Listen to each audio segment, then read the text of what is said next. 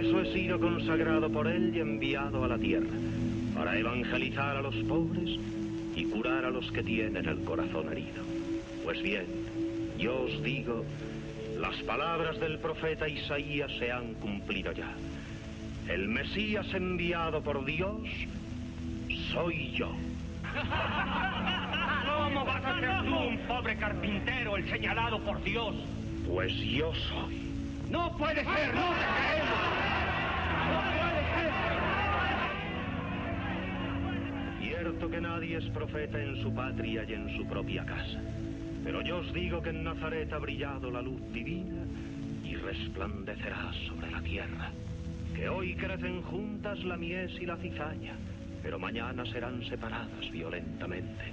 Que hoy se pescan en una misma redada el pescado bueno y el malo, pero mañana será abandonado el malo y llevado el bueno por los pescadores.